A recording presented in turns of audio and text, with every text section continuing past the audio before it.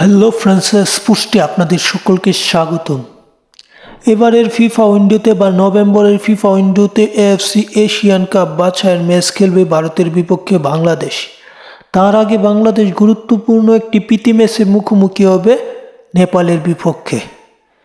কেননা নেপালের বিপক্ষে অক্টোবরের ফিফা উইন্ডোতে যে ম্যাচ খেলার কথা ছিল দুইটি, সেখানে একটি খেলেছিল, একটি নেপালে বিভিন্ন রাজনৈতিক কারণে সেই ম্যাচটি স্থগিত যায়। কিন্তু সেই ম্যাচটি আবার আয়োজন করতে চায় বাফুফে এবং নেপাল ফুটবল ফেডারেশন।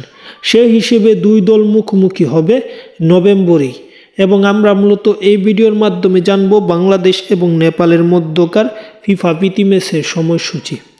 নেপাল ও এএফসি এশিয়ান কাপে মালয়েশিয়ার বিপক্ষে 18 তারিখ একটি ম্যাচ খেলবে। তার আগে মূলত এই ম্যাচটি খেলে প্রস্তুতি সারতে চায় নেপালরা।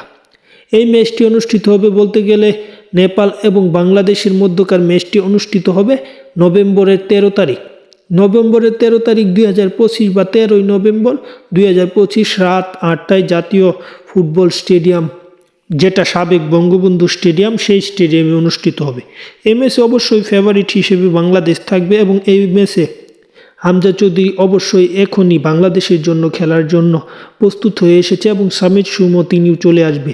এবং বাংলাদেশ দলে নতুন মুখ, যেটি কিউবা মিসেলকে রাখা হয়েছে, আগে রাখা হয়নি, পরবর্তীতে তাকে রাখা হয়েছে দলে। মূলত জামাল, তপু, মুরসালিনরা অত্যন্ত ভালো খেলতে পারলে নেপালকে হারানো কঠিন কিছু হবে না বাংলাদেশের জন্য।